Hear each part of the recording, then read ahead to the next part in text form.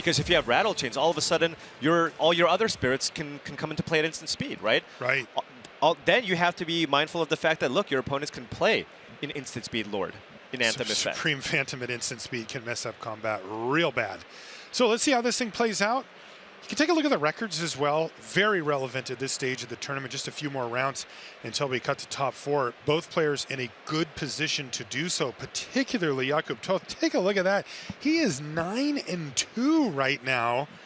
And he might even be in good position regardless of how these last few rounds goes. With another win, he's got to be in great shape for that top 4. Yeah, the thing that we know is 11 is no matter what happens, you are locked into the top 4. 10 would put you in excellent position. Really good shot with the 10 wins for Jakub, so he could think that this could be a potential winning in, but things could change. You're not exactly sure. Still, of course, looking to pick up that magic number of 11. Eli Kassis also within striking distance here. A win in this round would put him at that 9-win threshold and put him in beautiful position for a top 4, but he's going to have to take down his teammate in the mirror match if he's going to want to do that. Mausoleum Wanderer is going to lead off for both players here. So taking a quick look at the hands here, Paul. We mentioned a few key cards, Supreme Phantom being the first one that you hit up. Don't see any of those. Don't see any of those, and Jakub really not a whole lot of offense here. You have the Geistlight Snare and Lofty Denial as pieces of interaction. This turn you could choose to maybe just run out an Ascendant Spirit, crack in for 2 here with the Mausoleum Wanderer, and then start building up that Spirit. This is also a turn where you can maybe consider bouncing a Mausoleum Wanderer. But not fantastic options here regardless, right? You play the Ascendant Spirit. You don't have the ability to cast any of your counter spells, but I mean, this is kind of the hand that Jakub has, and you know, he was on a mulligan here too. Ascendant Spirit could be a threat down the line. Oh boy, Curious Obsession. Could suit up this Mausoleum Wanderer and get rocking and rolling like straight away here. Right. You know, there are numerous ways for these decks to generate card advantage, but it is kind of tough because some of them are like this. They're based on combat. Right, and this is kind of that combo. This is the 1-2 punch. This is the draw that you want. You want turn 1 Flying Spirit into Curious Obsession with Geistlight Snare. All of a sudden, when you have a Spirit and an enchantment in play, you have a 1-mana counterspell in your hand. It's interesting because this is the draw that all the other decks in the format fear from this archetype. Is that the same thing in the mirror? Not necessarily, because the mono blue deck just has a bunch of ways to fly and block. It is not typical, right, to have a deck where you just get to play a bunch of flyers. However, in the mirror, that, you know, both sides just have a bunch of flyers to block. So Jakub, if he just finds a couple of other flyers to put onto the battlefield, this Wanderer will have a difficult time attacking through. And of course, Curious Obsession has that clause that you must attack with it. If you don't, it'll fall off. So Eli Kassis is going to be looking for ways to not only protect this, but also make sure that he can continue to power through. Right, now, remember, the Ascendant Spirit currently does not have flying. And, that's right. And Eli has the ability to counter what Jakub's trying to do here. An opposing combat research. Okay. This is a similar card to Curious Obsession, a little different though. But it's enough for Eli Kassis to say, I do not want that to happen. Yeah, and it's going to lean heavily on this Wanderer to kind of carry him. Now, Jakub can counter with the Mausoleum Wanderer that he has in play. So Jakub will be able to resolve this combat research and get in, draw a card, hope to play a land, and will have his own Geistlight Snare. Now, if he draws a land this turn... Oh, Brazen Borrow would have been so sweet. That's right. He could have used Petty Theft and bounce the Mausoleum Wanderer back to Eli's hand, removing his source of card advantage. He did not hit, though. He has to settle for a second copy of Geistlight Snare. That will stop Eli from doing things, but the one thing it won't stop is an attack and an additional draw step here from Eli Kassis. Ascendant Spirit's going to go on the stack pre-combat. And I wonder if Jakub just wants to fire off some of these Geistlight Snares. Ascendant Spirit, very, very strong card in this matchup. It's another way that you can generate card advantage. It takes a while, but if you get that thing leveled up all the way, It's huge and draws you cards. So yeah, it is going to earn a Geistlight Snare. But again, Eli Kassis gets to just crack in unfettered here, and that's going to get him another card off of the Mausoleum Wanderer. Okay, now Eli doesn't have any counterspells here, does have a ton of lands, does have the spirit here to utilize those lands to kind of pump up the spirit. We saw how much work this did in the previous round, right? And again, only one Brazen Borrower to deal with a gigantic Ascendant Spirit. Okay, he's going to have to settle for Ascendant Spirit. Go. Jakub finds, well, a replacement Ascendant Spirit. Still no third land for him just yet. And Eli does have a blocker here. Yeah. But Jakub does have the ability to grow the Ascendant Spirit with an attack.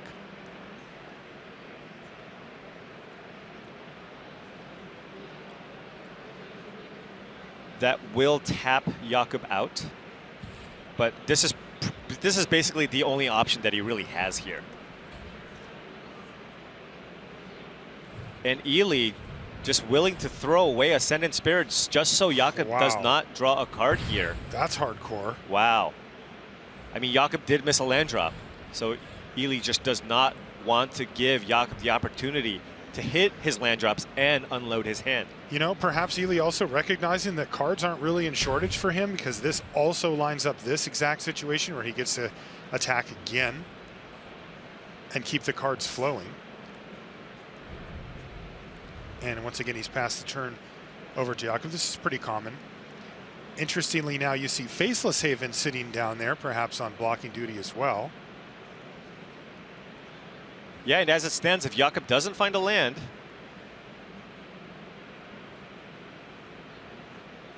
now has the ability to grow the Ascendant Spirit, although I don't believe it's going to be. Although if he does that, if he, for example, taps out his mana and pumps the Spirit, Eli can play Spectral Adversary here, which is kind of the one card that he has in his deck that's different than what Jakub has. And what that allows you to do is phase out a creature, right? You can see how both players are focusing on the right here and the right now. There's not a lot of long-term planning happening. It's keep you from doing the thing while I'm doing the thing, and it'll work out in the end is kind of the idea.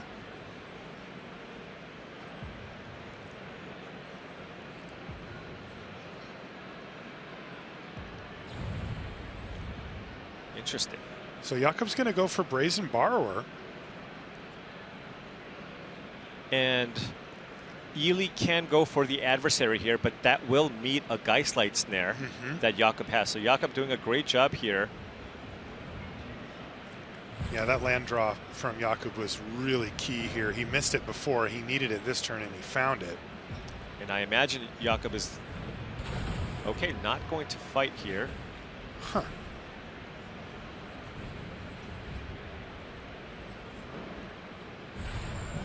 All right, and then now Jakub doesn't have an attack or a great attack here, as the Adversary can just trade for the Spirit. Interesting, I thought he was going to try to fight the Spectral Adversary there with the Geistlight Snare, get an attack in, right? And the bounce effect would, wow! And then a concession?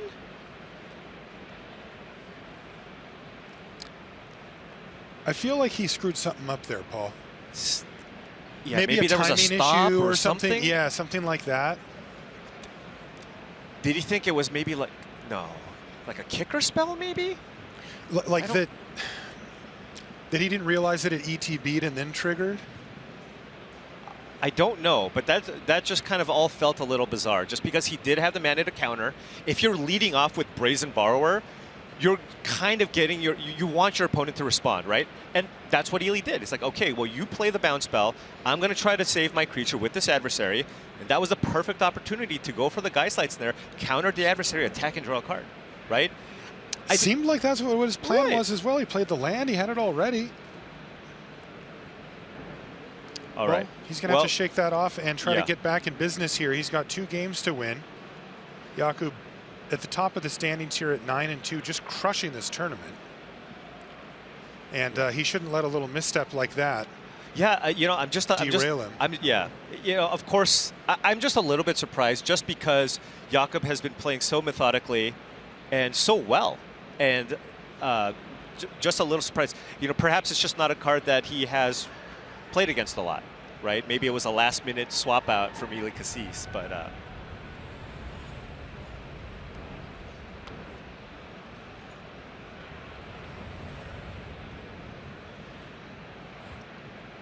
All right, well.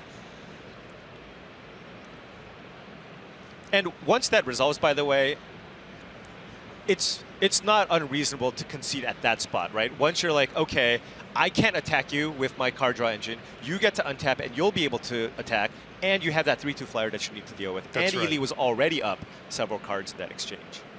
Yeah, that was the key inflection point. That was the time where Jakub might be able to work his way back into this game. But instead it flipped violently in the other direction, shall we say. Yeah. And you get to see some sideboard technology here. We see Ledger Shredder as a card that's being brought in this matchup as in a sea of 1 mana 1/1 flyers, 2 mana 2/1 flyers. Well, the sizing on the Ledger Shredder is fantastic. Lines up very well. I know it's not a spirit, so you lose a little bit of that synergy, but the fact that you just have a card that just kind of is bigger than anything else on the battlefield, and there's lots of instances where you're going to be able to connive with this creature. Yeah, anytime you see a creature in a deck like this that's not a spirit, it means it's so good that they had to put some number in. Brazen Borrowers are a good example. It's a Fairy Rogue. Ledger Shredder's a Bird Advisor. Yeah, I'm not gonna lie. I did not do my homework. You're not up on the advisors on all the creature that types. are legal in no, Explore. No, only the relevant ones to some degree. But yeah, yeah. Yeah. All right. Well, I mean, this is an ideal start here for Jakub. 1 drop into Curious Obsession, get in there, and then have a Mausoleum Wanderer for a potential turn 2 Petty Theft. In fact, that is available to Eli as well. So really nice start here for Jakub. Yeah, and you might see here Shacklegeist being played here, right? Because you can't bounce the spirit. You cast the Shacklegeist and use that as a way to tap down the spirit so it can't attack. And if the spirit doesn't attack, Obsession goes bye-bye. That's right. Yeah, this is really nice here. Both players actually getting to do what they want to do. Oh, there's a Shacklegeist, though, for Jakub. Right. Great, great solid draw here, but it won't be able to prevent this Ascendant Spirit from being tapped. No, it will not. That will get the enchantment to fall off. Now, this does feel like a great situation if you're Eli. It's like, oh, I got to stop this. But remember, Jakub still drew a card off that Obsession. It still replaced itself. That's right. He's going to be happy to shut down the engine, but yeah, he did get some value. There's Ledger Shredder. Ooh. Supreme Fandom card we talked about in our pre-show there. Right. As being one of the potentially key cards in the matchup. It's the first one we've seen, though. Yeah, and Eli double spelled this turn. Yeah, although it's a little bit awkward, right? There's a Ledger Shredder in play. By playing the second spell, right, that gives Jakub an extra connive here with that Ledger Shredder, as it triggers off of both sides. So would he prefer to just play his land and keep up? Ooh, sorry, he didn't have a land. So he decides not to play the Spirit for the reasons that you just described. Passes the turn back over to Jakub, who draws another land. He's on Shacklegeist and a pair of lands. Oh, and a little correction, excuse me, on Curious Obsession. If you attack with any creature, it still stays on, so you can still attack with the Wanderer. Right. But key is that he didn't get to hit with it again. Right. Did chat ever so kindly adjust course? There's no way I looked at chat for that help. That was all me. Well, they're always so friendly and helpful in chat, and if we ever make a mistake of any magnitude, they're just there for us. Yeah, thank you. They have our back. Thank you, even they though would never let I us didn't down. need it here, Marshall. No, not at all. Okay, so now we're going to see Shacklegeist go on the stack, but that's going to prompt Eli to activate.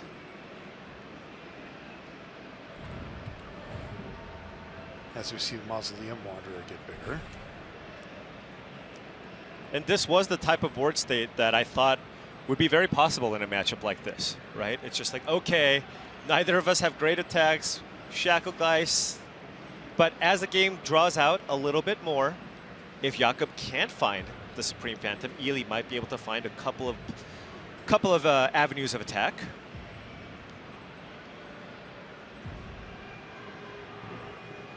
Remember, though, you cannot use Shacklegeist with the Ledger Shredder, right? Right, because it's a bird advisor. Thank you. I'll tell you, if a bird ever told me what to do, I would listen. I mean, a 1/3 bird. A wise bird. Speaking of.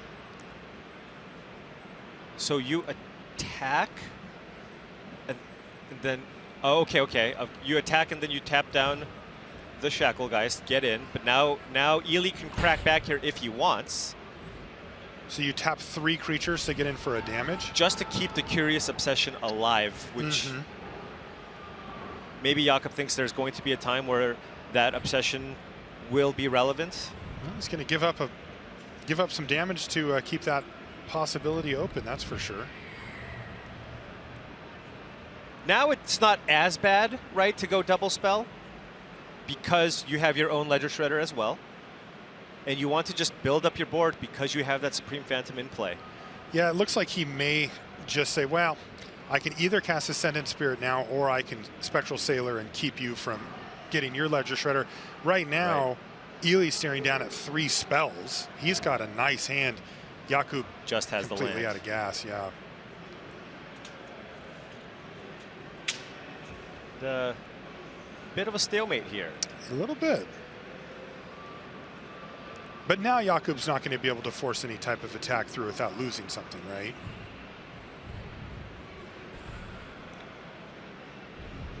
Maybe the Ascendant Spirit. Oh, that's Curious Obsession number obsession. 2. Hard to get those to connect. And I'm curious if there's some consideration, for example, if you're in the draw, where maybe you start shaving some of the obsessions, right? Because it's just, I'm on the draw, I'm on the back foot. Can I actually afford to put this on a creature and attack you?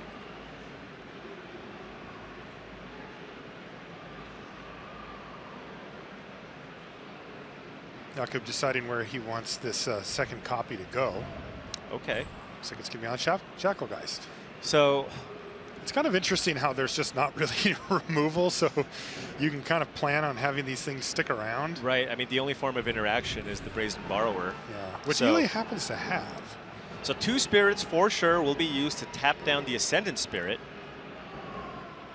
Could also cast the Spectral Sailor and tap down the Shacklegeist there as well, right? Yes. That would be 4 total spirits here. Right, and then you would have a Ledger Shredder back to block, meaning Jakub could still attack with the Ledger Shredder that he has to make sure that the Curious Obsessions stay in play. Kind of a weird game. Yeah, especially when both players have the Shacklegeist up. Remember, Eli only has that 1 copy of Shacklegeist in his deck.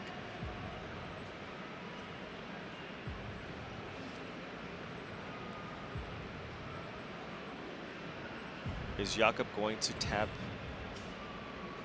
tapping the Ledger Shredder? Okay, and then tapping the Shacklegeist. And the Ledger Shredder gets in. So it does leave that 1 Ledger Shredder sneaking left in 1 over. point of damage. Yeah, it's crushing, but mainly it's keeping Curious Obsession's hope alive. Oh, Supreme Phantom number 2 here. Big. Jakub's kind of nodding his head, maybe perhaps in resignation, or maybe he just has a good song on those headphones. Who knows? I mean, Jakub's play here is pump up that spirit again, although it'll never see the light of day with the Shacklegeist on Eli Kassis' side of the battlefield. All right, so Eli's actually going to go for Ascendant Spirit here, and then I'm curious to see if he's content to just pass the turn and use Petty Theft. Yeah. Again, he seems really content to not allow Jakub's Ledger Shredder to trigger Oh, but now that I never say that, mind. he is actually going all in here. Supreme Phantom goes on the stack as well. Yeah, and this pumps the Mausoleum Wanderer so that Eli would be able to counter a counter, potentially, on the Supreme Phantom. I think that's why he wanted to lead it out this way, but this is a gigantic board here. Can he just get in for He's a like, ton? you want to draw cards? I don't care. Maybe I can just bash you here, right? I mean, we're looking at what? An attack here for 16? Whoa. That Mausoleum Wanderer's a 5/5. What? Yeah, I mean, what if you just attack for 16? And just say, sure, take 3 cards, Right. but you have to attack me with your 2 best creatures to do it. And you have the ability to tap down a creature next turn. I mean, you can choose to maybe not attack with 2 other creatures and keep up 2 taps, right? So let's say you attack with the Legislator, Shacklegeist, and the Wanderer here, take 11, and then you tap down the 2 creatures with Curious Obsession. Jakub has a 1/1 and a 1/3 left. Yeah, this is a beautifully drawn out line here for Eli Kassis. Look, he's just had a better draw this game, right? Jakub has kind of been on land in hand, draw a land every once in a while for a while. Meanwhile, Eli has still yet to even deploy Brazen Borrower. And we're going to see the upkeep here to play around Shacklegeist, I assume. Right. I mean, if Jakub top decks another Curious Obsession, go for it, right? Yes. If you really want to attack me, go for it. Right. It'll cost Jakub so much. Yeah. He's down to 9 life, and he has 2 1-powered creatures and a Faceless Haven. Yeah, and that's just not going to get it done here. So I believe Eli should have a lethal attack. Everything flies. All right. Eli Kassis picks up the match 2-0 and improves to 9-3, bringing Jakub also down to 9-3. Again, these 2 players played against each other.